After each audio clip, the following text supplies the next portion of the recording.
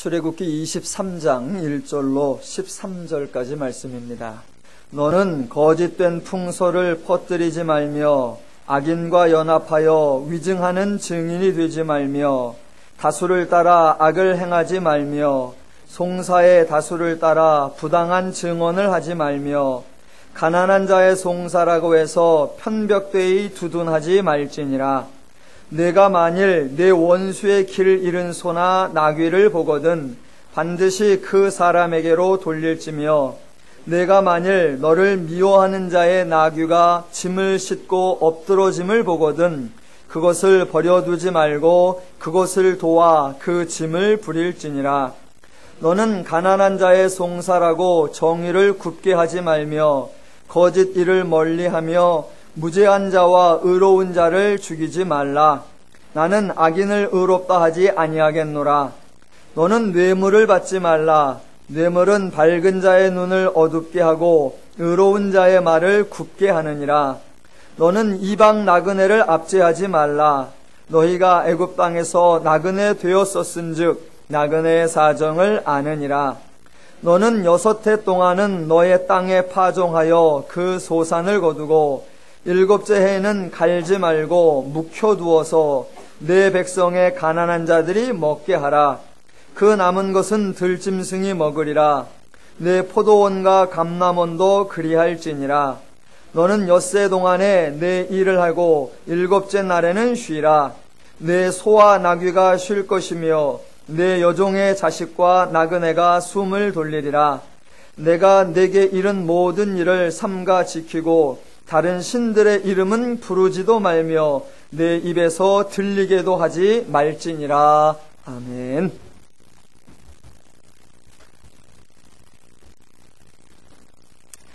세상에 온전한 법이란 없습니다.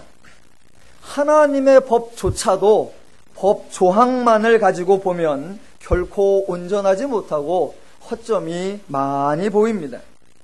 세상에 완벽한 법이란 존재하지 않을 뿐더러 법이 강조하려고 하는 내용조차도 사람마다 다 다르게 느끼게 되어 있습니다. 법을 제정하는 사람의 입장과 정작 법을 지켜야 하는 사람의 입장, 그리고 법을 집행하는 사람의 입장이 다 다르기 때문에 동일한 법에 대해서도 다양한 반응이 나오게 되어 있습니다. 법 또는 어떤 규정에 대하여 재미있는 이야기를 제가 겪은 것을 한번 소개해 볼까 합니다. 약 15년 전에 어느 신학대학교에서 일어났던 재미있는 일입니다. 어느 신학교인지는 말씀을 안 드리겠습니다만 저는 침례신학대학교를 나왔습니다. 그래도 신학교는 꽤나 경건한 장소로 인식되어 있고 신학생들은 꽤나 경건한 사람들로 인식이 되어 있어서 그 신학교 학생들의 옷차림에서 경건성마저 느껴지는 그러한 학교요, 그러한 옷차림이었는데 어느 해 여학생들의 노출이 점점 심해지기 시작했습니다. 노출이 두드러지기 시작하자 학교에서 여학생들의 옷차림에 대한 한 가지 권면을 했습니다. 채플 시간에 교수 목사님께서 나오셔서 광고하시기를 여학생들은 신체의 30% 이상은 노출되지 않는 옷차림을 해달라라고 정중하게 부탁을 했습니다. 반응이 어땠을까요? 어느 여학생의 대답이 걸작이었습니다. 노출 정도가 30%를 넘지 않도록 하겠습니다. 대신 노출 부위는 상관이 없지요? 결국 그 권면이 어떻게 되었을까요? 법이든 규정이든 가장 중요한 것은 조항이 아니라 정신이요 마음입니다. 그래서 성경을 읽고 성경에 나타난 하나님의 법을 이해하려면 하나님의 마음, 하나님의 심정을 이해해야 합니다. 그래서 법 조항을 볼 때 그 조항의 내용이 아니라 조항 속에 담겨져 있는 하나님의 의도, 하나님의 마음, 하나님의 심정, 하나님이 강조하려고 하는 것이 무엇인가 그것을 찾아내고 그것을 이해하셔야 합니다. 오늘 3절을 한번 보도록 하겠습니다. 23장 3절입니다. 가난한 자의 송사라고 해서 편벽되이 두둔하지 말지니라. 유사한 내용이 6절에 다시 나옵니다. 너는 가난한 자의 송사라고 정의를 굽게 하지 말며. 얼핏 보면 조금은 낯설고 이상하다는 느낌이 들으실 겁니다. 혹시 하나님이 조금 너무하신 거 아닌가 그런 생각이 들고, 아니 늘 강자들이 이기니까 하나님이라도 약자 편에 서서 약자를 조금 도와주라고 말해야 하지 않는가라는 생각이 들 수도 있고, 혹시 성경이 강자와 약자를 혼돈해서 잘못 오기한 것은 아닌가 그런 의심이 들기도 하실 겁니다. 그러나 기록되어 있는 그대로입니다. 3절과 6절에 분명하고 정확하게 가난한 자의 송사라고 편벽되이 두둔하지 말고 가난한 자의 송사라고 정의를 굳게 하지 말라라고 말씀하고 계십니다. 지금 이러한 하나님의 말씀은 세상에서 일반적으로 사람들이 하는 말과는 전혀 방향이 다르고 차원이 다르다는 것을 분별하셔야 합니다. 비교를 해보면 이렇습니다. 세상에서는 저와 여러분이 평상시에 무엇이라고 듣느냐면은 너는 강한 자의 송사라고 해서 편벽되이 두둔하지 말라 이런 말을 하고 이런 말을 듣습니다. 강한 자는 힘이나 돈이나 권력을 가진 자들입니다. 그래서 당연히 사람이 공정치 못하게 한쪽으로 치우칠 수 있습니다. 그 힘이나 권력을 가진 자들에게 매수당할 수도 있고 괜히 건드렸다가 화근이 될 수도 있으니 아예 알아서 기는 경우도 있어서 강한 자 앞에 늘 약한 모습을 보이기가 쉽습니다. 그래서 하는 말, 강한 자의 송사라고 정의를 굳게 하지 말라라고 반복하고, 대신에 많은 사람들은 약한 자의 편을 들어주어야 한다라고 말들을 합니다. 약한 자들은 평상시에 강한 자들에게 당하고 사는 경우가 많으니까 가능한 약자의 편에 서서 약자를 도와주어야 한다라고 생각을 합니다. 강한 자에게 강하고 약한 자에게 약한 것이 진정한 강자이다라는 말도 있습니다. 왜 약자의 편을 들어주어야 되느냐라고 물으면 약하니까, 불쌍하니까, 힘도 없고 돈도 없고 백도 없으니까, 그러니 내가 힘 있는 자리에 있을 때, 내가 힘이 있을 때 좀 도와주라 라고 말들을 합니다. 그게 일반적 상황입니다. 그래서 강한 자의 편을 들어주었다가 욕을 먹는 경우는 있지만 약한 자의 편을 들어주었다고 욕을 먹는 경우는 거의 없습니다. 그것이 일반적 상황인데 지금 성경에서 하나님은 정반대로 말씀하고 계십니다. 가난한 자의 송사라고 해서 편벽되이 두둔하지 말지니라. 가난한 자의 송사라고 정의를 굳게 하지 말라. 하나님은 왜 이렇게 말씀하실까요? 하나님이 이렇게 말씀하시는 이유를 아시려면 인간의 사고 방식을 이해하셔야 됩니다. 일반적으로 저와 여러분이 사람들, 힘 있는 사람들, 권세 있는 사람들은 영향력이 있다라고 생각을 합니다. 힘 있는 사람의 말, 힘 있는 사람의 행동은 영향력이 있고 파급 효과가 있다라고 생각을 합니다. 그래서 힘 있는 사람이, 권력 있는 사람이, 무엇인가 가진 사람이, 집행권을 가진 사람이 공정해야 한다. 그렇게 힘 있는 사람이 공정해야 선한 영향력을 끼칠 수 있고, 만약 힘 있는 사람이 공정하지 못하면 나쁜 영향력을 끼칠 수 있다라고 말들을 하고 생각을 합니다. 그런데 그런 말에 담긴 모순을 한 가지 발견하셔야 됩니다. 힘 있는 사람, 권력 있는 사람, 뭔가를 가진 사람들은 그 가진 것으로 영향력을 발휘할 수 있습니다. 그러니까 참으로 아이러니한 것은 사람이 그 영향력을 발휘하기를 기대하지만 그 가진 것을 활용하기를 기대하지는 않는다는 것입니다. 즉, 힘을 가지고 있는데 힘을 쓰고, 권력을 가지고 있는데 권력을 쓰고, 부를 가지고 있는데 부를 쓰는 것, 그런 건 원하지 않습니다.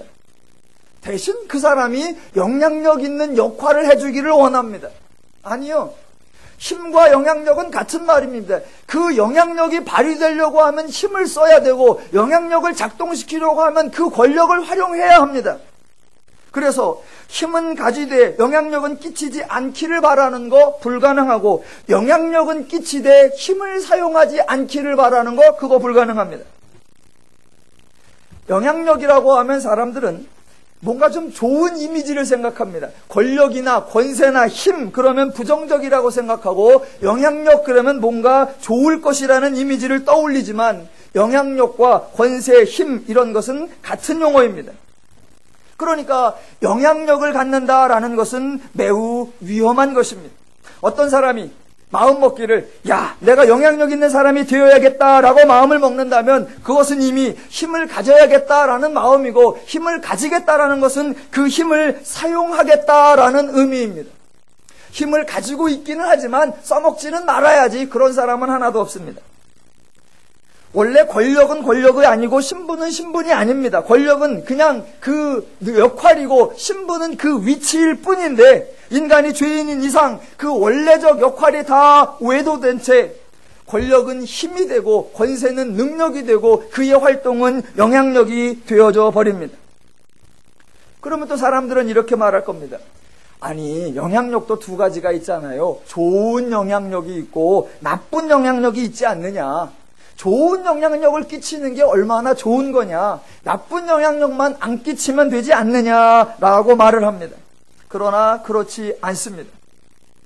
여러분 영향력을 끼쳐야겠다라고 하는 말 속에는 좋은 영향력이든 나쁜 영향력이든 이미 내가 너에게 내가 누군가에게 영향력을 끼칠 수 있다라는 생각 자체에 내가 너보다 낫다, 내가 너보다 우월하다, 내가 너보다 세다, 내가 너보다 강하다라는 마음이 전제되어 있는 것입니다. 사람들이 쓰는 말 중에 말이 안 되는 말이 몇 가지가 있는데 그 중에 하나가 예를 들면 이런 겁니다. 주의 종님. 많이 들으셔서 알죠? 주의 종님이라는 말은 말이 안 됩니다. 아니 주는 그냥 일상어로 주를 해놓고 종 뒤에다 님자를 붙여서 종님, 주의 종님 이런 말은 없어야 되는데 대한민국에는 안 되는 게 없기 때문에 주의 종님이라는 특수한 용어도 있습니다. 말이 되려고 하면 주님의 종놈 이래야 됩니다. 주님의 종놈 이런 말은 있어야 되는데 주의 종님 해괴한 말이 있습니다. 또 하나 말도 안 되는 말이 있는데 요새 흔히 유행하는 섬기는 리더십. 말이 안 돼요. 리더십은 리더하는 거지 섬기는 건 종십이지. 섬기는 리더십 그런 말은 없습니다. 섬기는 종십, 이끌어가는 리더십 이래야 말이 되지. 섬기는 리더십 순 말장난입니다. 또 하나 말이 안 되는 게 겸손한 영향력 이런 건 없습니다. 영향력을 끼친다는 건 이미 그가 강자여 센 자여 영향력을 줄 수 있는 우월한 자라고 하는 전제가 깔려있는 말인데 영향력을 주겠다고 하는데 겸손한 자세로 하겠다. 말은 되는데 말이 안 되는 말입니다. 사람들은 그 말이 안 되는 말을 써요. 선한 영향력을 끼치자, 겸손한 영향력을 널리 확장하자. 아니요. 성경은 전혀 다릅니다. 사람이 일반적으로 생각하는 것과 완전히 반대로 말씀합니다. 하나님은 인간이 영향력을 가질 수 있다라고 하는 생각 자체를 가지지 말라는 것입니다. 지금 오늘 본문에서 하나님은 가난한 자의 송사라고 해서 편백되이 두둔하지 말라라고 말씀하시는데 이 말씀은 법 집행을 공정하게 하라는 말이 아닙니다. 법은 강자에게나 약자에게나 공평하게 집행되어야 한다. 그 말씀이 아닙니다. 법을 집행하는 자의 행동에 대한 말이 아니라 존재에 대한 말씀이요. 인간의 인식과 사고 방식에 관한 말씀입니다. 무슨 말이냐? 만약 내가 법을 집행하는 자의 위치에 있다고 한다면 가난한 자의 송사라고 편벽되이 할 수 있다라는 사고방식 자체를 가지지 말라는 겁니다. 무슨 말이냐? 내가 가난한 자의 송사를 도와주겠다는 마음이 든다는 것은 이미 그 사람이 나는 저 사람을 도울 수 있는 위치에 있다라고 생각하는 거고 나는 저 사람을 도와줄 수 있는 힘이 있다라고 생각하는 것, 즉 자기가 어떤 힘을 가지고 있고 어떤 능력을 가지고 있고 어떤 영향력을 가지고 있다라고 생각하는 것, 자기에게 그런 힘과 능력이 있다고 생각하기에 그렇게 행동할 마음을 먹는 건데 그런 행동을 하지도 말고 그런 생각 자체를 아예 하지도 말라는 겁니다. 왜? 내가 그런 위치에 있고 내가 그런 힘을 가지고 있어서 내가 그런 일을 할 수 있다라고 생각하는 거, 이게 참으로 위험하다라고 하는 겁니다. 하나님은 네가 그런 행동을 할 수 있는 위치나 네가 그런 일을 할 수 있는 힘이 있고 그런 영향력을 끼칠 수 있다라고 하는 생각 자체를 가지지 말라. 왜? 그건 네가 하는 일이 아니다. 그런 마음을 가지고 있다고 하는 사람은 내가 이렇게 함으로써 정의를 지켜내고 내가 이렇게 행동함으로써 좀 더 좋은 세상을 만들어내고 내가 이렇게 함으로써 많은 사람들에게 유익을 줄 수 있을 것이라고 생각하는 것, 그게 오만이요, 그게 교만이요, 그게 독선이요, 그게 결국 사람 문제에 파탄을 일으킨다. 그것은 사람이 할 일이 아니라 하나님이 하시는 일입니다. 그러니까 사람이 하는 일과 하나님이 하시는 일을 구분할 줄 알아야 합니다. 세상은 이것을 구분할 수 없습니다. 왜냐하면 세상은 하나님이 계시다고 인정하지 않고 하나님이 인간을 위해 일하신다고 생각하지 않기 때문입니다. 그래서 세상은 하나님에 대해서는 한마디도 할 수 없고 오직 남은 것은 인간뿐이기 때문에 인간에 대해서만 말할 수 있습니다. 그래서 인간의 사고와 인간의 행동에 대해서 말할 수 있을 뿐인데 뭐라고 말하느냐? 인간 중에 가진 자, 있는 자, 강한 자들이 잘해야 한다. 그런 사람들이 바르게 해야 된다. 그런 사람들이 욕심을 내면 안 되고, 그런 사람들이 권력을 남용해서는 안 되고, 그런 사람들이 양보해야 되고, 그런 사람들이 손해를 볼 줄 알아야 한다라고 말을 합니다. 그런데 그 말이 좀 죄송한 말로 다 헛소리들입니다. 왜냐하면 되지 않을 일들을 말하고 있기 때문에 아무짝에도 쓸모없고 무익한 말입니다. 힘을 쓰지 않으려면 뭐하러 힘 있는 자가 되려고 노력을 하고, 가진 것을 이용하지 않으려면 뭐하러 가지려고 노력을 하고, 양보하려면 뭐하러 그 위치까지 올라가고, 손해를 볼 바에야 아예 안 하고 말지 미쳤다고 손해 볼 짓을 합니까? 기본적으로 인간에 대한 이해가 틀린 것입니다. 여러분은 그렇게 하시겠습니까? 자기는 안 하면서 남에게 그렇게 해야 된다고 말하는 것, 그게 다 무익한 말들입니다. 성경은 그런 말들을 하지 않습니다. 하나 예를 들어 보겠습니다. 하나님도 성경에 보면 말도 안 되는 요구를 하시는 적이 있습니다. 그런데 그 말도 안 되는 것이 얼마나 말이 되는가를 한번 보십시오. 신명기 17장에 보면 왕에 대한 이야기가 나옵니다. 17장 14절에 이렇게 나옵니다. 제가 읽어드리겠습니다. 내가 내 하나님 여호와께서 내게 주시는 땅에 이르러 그 땅을 차지하고 거주할 때에 만일 우리도 우리 주위의 모든 민족들 같이 우리의 왕을 세워야겠다는 생각이 나거든. 그리고 그 왕이 가져야 하는 태도 3가지를 말씀하시는데 16절, 그는 병마를 많이 두지 말 것이요 병마를 많이 얻으려고 그 백성을 애굽으로 돌아가게 하지 말 것이니 17절, 그에게 아내를 많이 두어 그의 마음에 미혹이 되지 하지 말 것이고 자기를 위하여 은금을 많이 쌓아두지 말 것이니라. 왕이 있는데 왕권을 위한 기본적 3가지가 있습니다. 첫 번째 병마, 즉 군사력이고, 두 번째 부인, 즉 왕족의 번성이고, 세 번째 은금, 즉 재정인데, 병마도 두지 말고 부인도 많이 두지 말고 은금 재정도 많이 두지 말라고 합니다. 아니, 그것이 없으면 어떻게 왕권을 유지하고, 그런 거 두지 않으려면 뭐하러 왕 노릇합니까? 그런데 하나님은 그런 것 둘 생각을 하지 말라라고 하십니다. 무슨 차이가 나냐면, 세상은 왕이라고 세워놓습니다. 그리고 그 왕에게 이렇게 말합니다. 너는 왕이다. 그렇지만 왕처럼 굴지 말라라고 말합니다. 성경은 너는 왕이다. 그런데 너는 왕이라는 생각 자체를 아예 갖지 말라라고 말합니다. 왕이라고 해놓고 왕처럼 굴지 말라라고 하는 거, 그것처럼 바보 같은 말이 없습니다. 성경은 왕이라는 호칭을 받았다고 네가 왕이라고 하는 신분이라는 생각 자체를 아예 갖지 말라. 그 왕권을 유지하고 그 왕권을 드러내고 그 왕권을 활용하여 무엇인가를 할 수 있다는 생각 자체를 아예 갖지 말라는 것입니다. 제가 목사가 되면서 또 교회를 개척하면서 가장 머릿속에 가지고 있던 제 개인적 행동에 대한 한 가지 지침이 있었습니다. 그것이 뭐였냐면 목사의 영향력을 배제해야 된다라는 것이었습니다. 사람들은 목사가 대단한 것처럼 생각하기도 합니다. 목사의 말이나 목사의 행동이 무슨 능력이 있는 것처럼 생각합니다. 제가 목사 안수를 받기 전에 이제 얼마 뒤에 목사 안수식을 합니다라고 했더니 몇몇 성도님들이 저에게 별도로 만나기도 하고 전화하기도 해서 예약을 하는 적이 있었습니다. 아니 왜요? 그랬더니 목사 안수 받으시면 첫 번째 안수를 자기를 해달래. 왜 그럽니까? 그랬더니 새 목사의 첫 안수는 끝발이 있다나? 그래서 다른 사람 하지 말고 저하고의 그동안의 친분 관계 눈을 깜빡거리면서 그러니까 자기를 첫 안수를 해달라고. 그게 끝발이 있으면 내가 널 해주겠냐? 내 머리에 하지.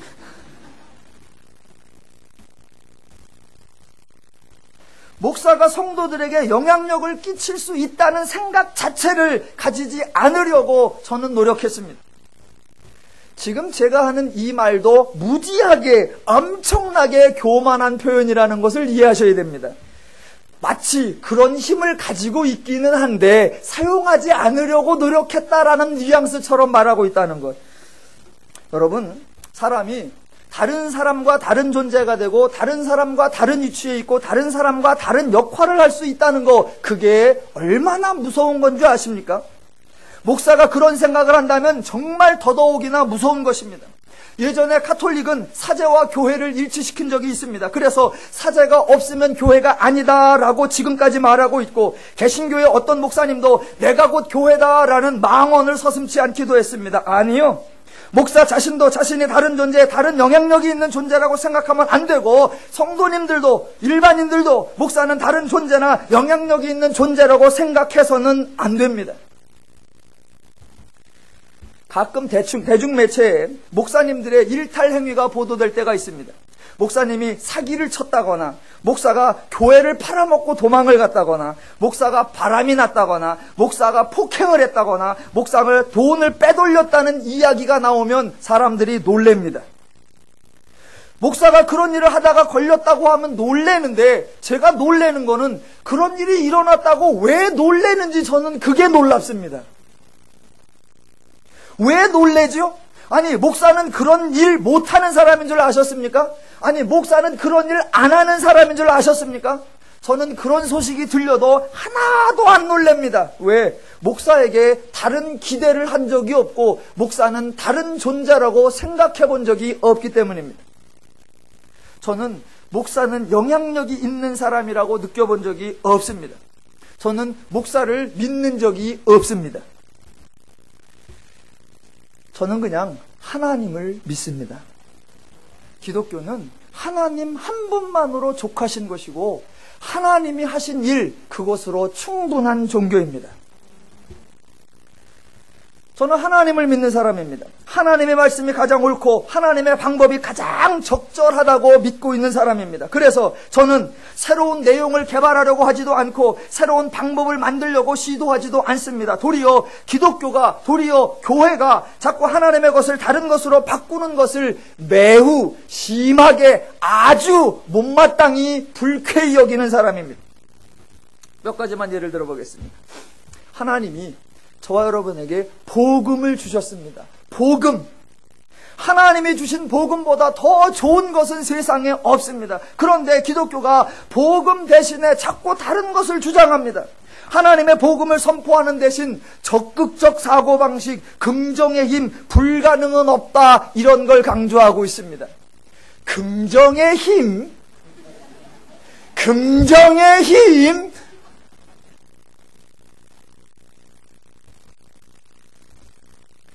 안타까운 얘기로 한 20년 전인가요, 적극적 사고방식이라는 것을 강조했던 목사님이 계십니다. 미국의 로버트 슐러 목사님이라고, LA에 있는 크리스탈 처치라고 하는 큰 교회를, 막 거기는 예배당도 크고 공연도 얼마나 멋있게 하는지, 부활절에 뭐 공연하는 도중에 말이 들어오는 장면이 있으니까 진짜 말이 예배당으로 막 들어오는 그런 공연을 하는 그런 어마어마한 교회, 대표적 설교가 적극적 사고방식이었습니다. 근데 요즘 들리는 소리에 그 교회가 파산했답니다.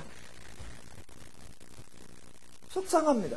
왜? 하나님의 복음, 그걸로 부족합니까? 왜 복음 대신에 적극적 사고방식, 긍정의 힘, 불가능은 없다, 네 말처럼 된다, 왜 하나님 이외의 것을 자꾸 하려고 합니까? 또 하나님은 예수 그리스도의 십자가 사역으로 우리를 죄에서 구원하셨습니다. 그런데 기독교가 죄에서의 구원을 선포하는 대신에 내적 치유, 상한 감정의 회복을 강연하고 있습니다. 또 하나님은 구원받은 백성들로 이루어진 무리들을 성경은 교회요 그리스도의 몸이다 라고 말씀하십니다. 그런데 정작 그 교회들은 교회라는 말 대신에 공동체라느니 커뮤니티라느니 엉뚱한 말을 쓰고 있습니다. 커뮤니티? 누림처치 그러면 안 됩니까? 그것보다 누림 커뮤니티 그러면 훨씬 더 교양 있어 보입니까? 누림처치라고 그러면 배타적인 것 같고, 누림처치라고 그러면 독선적인 것 같고, 커뮤니티 그러면 훨씬 개방적이고 우호적인 것 같습니까? 교회가 하나님의 복음을 선포하고 가르치는 대신에 사회 봉사나 구제 및 복지 활동에 앞장서고 있습니다. 그래서 성도들은 성경에 대해서 아는 것이 없고 시민운동에 대해서는 해박해집니다. 그러면서 하는 변명이 뭐냐면, 그렇게 해야 불신자들에게 접근하기가 쉽고, 그렇게 해야 믿지 않는 자들에게 부담감을 줄일 수 있고, 그렇게 해야 세상 사람들에게 복음을 더 쉽게 설명할 수 있다라고 말합니다. 또 사회 속에 녹아 들어가서 기독교의 영향력을 발휘하려고들 노력한다라고 말을 합니다. 저한테는 그런 소리가 다 어떻게 들리냐면, 하나님보다 내가 더 낫다, 하나님보다 내가 더 똑똑하다, 그렇게 들립니다. 하나님이 하신 방법보다 자기 방법이 더 옳고, 하나님이 정해주신 말보다 자기 말이 더 낫고, 하나님의 말씀은 옛날 것이고 하나님의 방법은 구식이고 자기 것은 시대에 맞고 새로운 것이라고 말하는 것.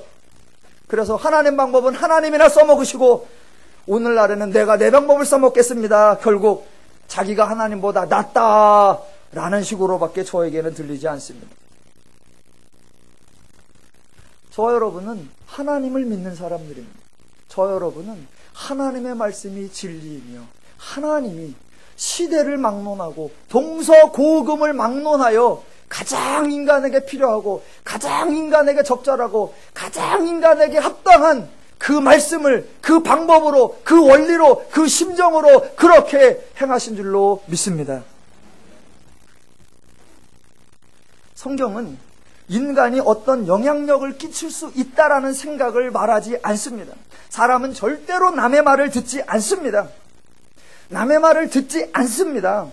인간이 서로 간에 말을 듣지 않고 마음이 맞을 수가 없는데, 어떤 두 사람이 친구가 되었다 그럴 때는 왜 친구가 되었느냐, 어떤 분이 지적하기를 두 사람이 친구가 되었다라는 것은 공동의 적이 생긴 것이다 라고 말을 했는데, 정말 명쾌한 대답입니다. 공동의 적이 생기기 전에는 절대 친구가 되지 않으며, 유대 랍비의 가르침에 의하면 만장일치란 있을 수가 없다. 그런데 만장일치가 있는 경우는 딱 두 가지 경우다. 하나는 강제, 압박에 의한 만장일치가 일어나는 것, 두 번째는 서로가 불의를 도모할 때 만장일치가 일어난다. 예, 인간은 절대로 남의 말을 듣지 않습니다. 내가 악한 만큼 남도 악하고, 내가 교활한 만큼 남도 교활하고. 요즘엔 제일 조심해야 되는 게 중학생입니다. 중학생 애들은 담배나 술을 안 팔아야 되는 정도가 아니라 석유를 절대 팔면 안 돼. 절대 팔면 안 돼. 제 아들이 중2입니다. 제가 요새 아들한테 존댓말 쓰잖아요. 아드님 학교 다녀오셨습니까? 예, 마음은 편안하십니까? 제가 혹시 불편을 끼쳐드린 건 없습니까? 예, 학교는 가시고 싶은 데를 마음대로 가십시오.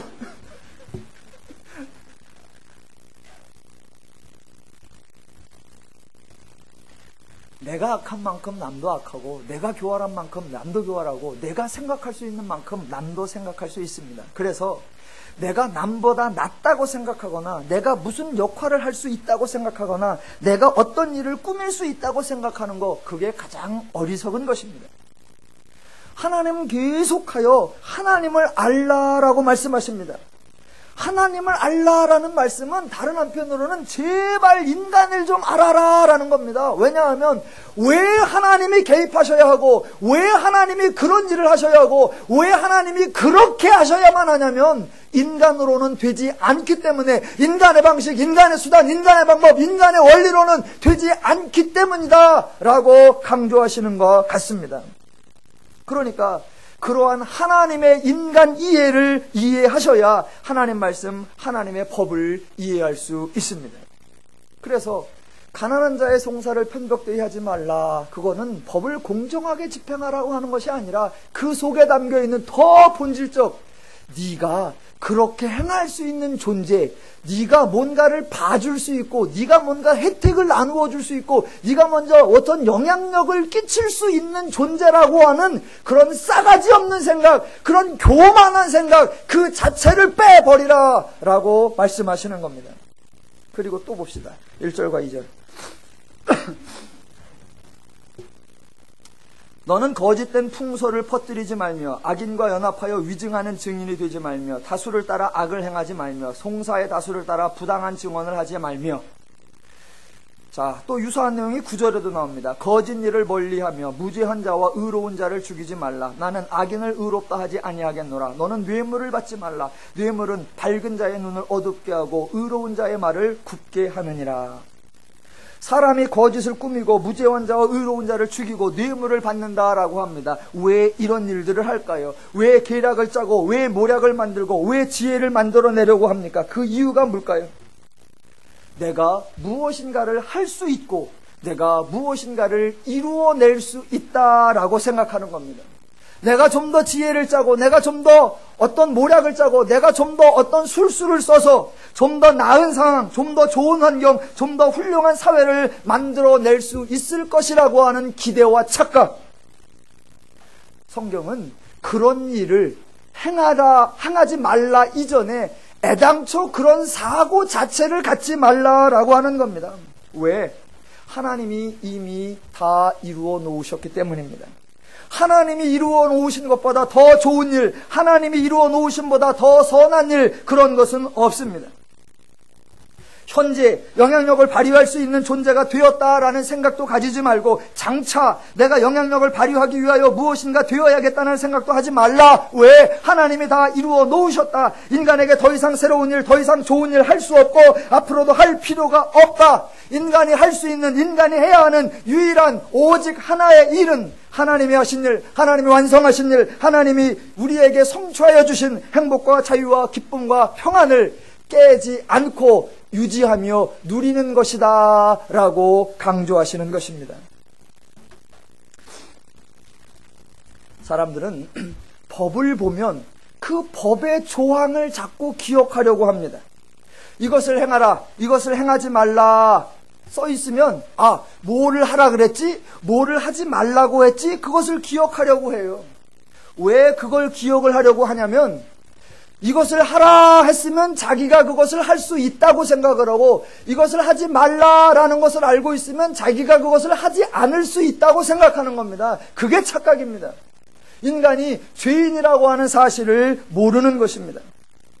행하라고 되어 있는 것은 행할 수 있는 줄로 알고 행하지 말라고 되어 있는 것은 행하지 않을 수 있는 줄로 착각하는 것. 여러분은 그게 됩니까? 행하라라고 되어 있는 것은 행할 수 있고 행하지 말라라고 되어 있는 것은 행하지 않으실 수 있습니까? 되지도 않을 일들은 사람은 될 수 있는 것처럼 생각한단 말입니다. 그러나 기독교는 인간이 죄인이라고 선언하는 종교입니다. 인간이 이미 죄의 마음에 사로잡혀 있기에 죄의 마음을 가진 자에게 죄의 행동이 아닌 것을 기대할 수 없습니다. 그래서 차라리 죄의 마음에 잡혀 있는 자에게 죄의 행동을 요구해 보시면 그것은 요구하기도 전에 이미 다 행하고 있다는 것을 알 수 있습니다. 인간은 도덕을 지키는 일, 정의를 지키는 일을 하려고 노력을 해야 겨우 가능하지만 도덕을 깨는 일, 정의를 무시하는 일은 자연스럽게 저절로 행할 수 있는 존재들입니다. 그래서 결국 인간들의 모습을 보면 어떻게든 선을 행하려고 노력을 하는 게 아니라 어떻게든 악을 덜 행하려고 노력할 뿐입니다. 그래서 그 인간의 한계, 그 인간의 죄인됨, 그 인간의 실체를 하나님은 너무나 정확히 알고 계시기에 하나님은 이것을 해라, 저것을 하지 말라라고 하는 법을 주시기 이전에 하나님을 알리셨고 하나님의 마음과 하나님의 심정을 주신 것입니다. 하나님은 인간들에게 가장 공평하고 정의로운 법을 주신 것이 아니라 법을 넘어서는 하나님의 마음을 주셨고 법의 조항들을 지킬 수 있는 하나님의 마음과 하나님의 심정을 주신 것입니다. 그래서 하나님의 마음과 심정을 모르면 법을 지킬 수 없고, 반대로 하나님의 마음과 심정을 알면 법은 너무나 쉽고 너무나 잘 지킬 수 있고, 법 지키는 정도가 아니라 그 이상까지도 할 수 있는 것입니다. 성경에 하나님의 법이 아니라 하나님의 마음을 표현해 놓은 거다라는 것을 하나 증거를 보여드리겠습니다. 그것이 세상에 있는 법과 하나님의 법이 얼마나 극명하게 다른지도 대조시켜 줍니다. 4절과 5절입니다. 내가 만일 내 원수의 길 잃은 소나 나귀를 보거든 반드시 그 사람에게로 돌릴지며, 내가 만일 너를 미워하는 자의 나귀가 짐을 싣고 엎드러짐을 보거든 그것을 버려두지 말고 그것을 도와 그 짐을 부릴지니라. 여러분, 세상 어디에도, 어느 나라에도, 어느 법에도 이런 법조항은 없습니다. 세상 어디에 남의 물건을 도둑질하지 말라, 이런 건 있을 수 있습니다. 그런데 네 것을 남에게 나누어 주라, 이런 법은 없습니다. 남의 나귀를 넘어뜨려 손해를 입히는 것은 악행이다, 이런 조항은 있을 수 있습니다. 그런데 넘어져 있는 나귀를 일으켜 세우지 않는 것은 악행이다, 이런 조항은 없단 말입니다. 그러니까 법은 적극적으로 선한 행동을 유도하는 것이 아니라 소극적으로 악한 행동을 방지하는 것입니다. 그것에 비하여 성경은 무지하게 적극적으로 나가는 겁니다. 성경은 소나 나귀를 도둑질하지 말라, 이런 정도가 아니라 훨씬 더 나아갑니다. 소나 나귀로 하여금 길을 잃게 하지 말라, 그것보다 더 나아갑니다. 길 잃은 나귀를 보거든 반드시 그 사람에게 돌릴지니라, 그것보다 더 나아갑니다. 내 원수의 길 잃은 소나 나귀를 보거든 반드시 그 사람에게로 돌릴지라, 이렇게 되어 있다는 겁니다. 자, 여러분은 이 법을 지킬 마음이 있으십니까? 비록 내가 그렇게 한 건 아니지만 지나가다 보니까 원수의 소나 나귀가 길을 잃고 헤매는 것을 보았습니다. 그 순간 얼마나 마음이 신나고 기쁘고 고소합니까? 내가 한 건 아니지만 원수의 소나 나귀가 길을 잃고 헤매고 있어. 이렇게 감사할 때가. 그래서 내가 그 소의 엉덩이를 치면서 집과 반대쪽으로 더 멀리 가라고 쫓아내지는 않지만 쳐다보면서 제발 반대로 가라, 제발 반대로 가라, 얼마나 간절한 기도가 나옵니까? 그러면서 누가 지나가면 저 소 좀 안 잡아가나, 그런 애틋한 소망이 있습니까? 그렇게 해도 나는 아무런 잘못이 없습니다. 그런데 하나님은 전혀 다른 차원의 말씀을 하시는 겁니다. 내가 만일 네 원수의 길 잃은 소나 나귀를 보거든 반드시 그 사람에게로 돌릴지며. 한 번만 나오는 줄 아십니까? 또 나옵니다. 속 터지게. 내가 만일 너를 미워하는 자의 나귀가 짐을 싣고 엎드러짐을 보거든 그것을 버려두지 말고 그것을 도와 그 짐을 부릴지니라.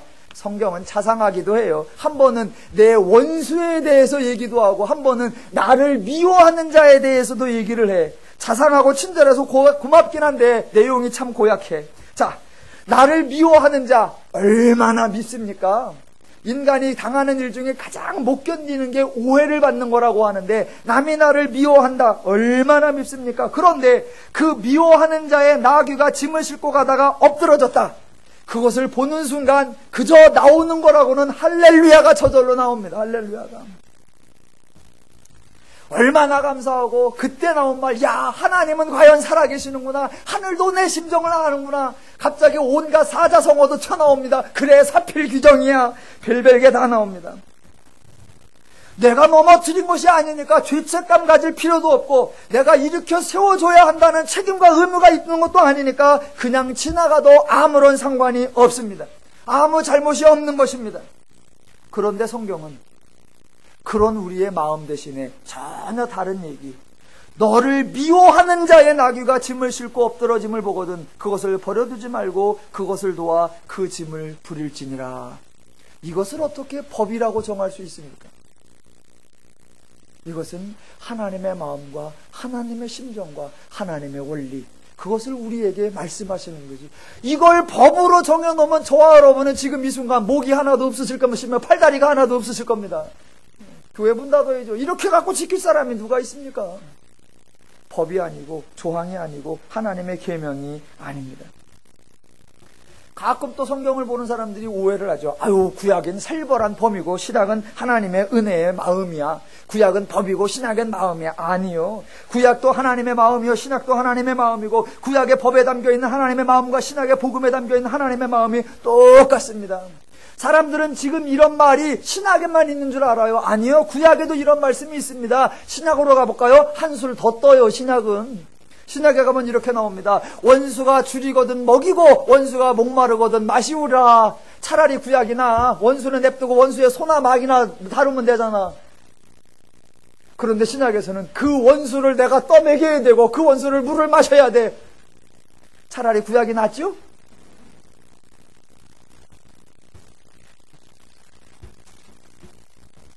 구약이든 신약이든 구약은 법이고 신약은 복음이고 구약은 율법이고 신약은 마음이고 아니요. 둘 다 하나님의 마음, 하나님의 심정, 하나님을 알아야 한다라고 되어 있습니다. 마지막 하나만 더 하겠습니다. 10절 이하. 너는 6해 동안은 너의 땅에 파종하여 그 소산을 거두고 7째 해에는 갈지 말고 묵혀두어서 내 백성의 가난한 자들이 먹게 하라. 그 남은 것은 들짐승이 먹으리라. 내 포도원과 감람원도 그리할지니라. 예, 이 말씀이 매우 쉬운 것 같습니다. 예, 매우 쉽습니다. 언제는? 평상시에는.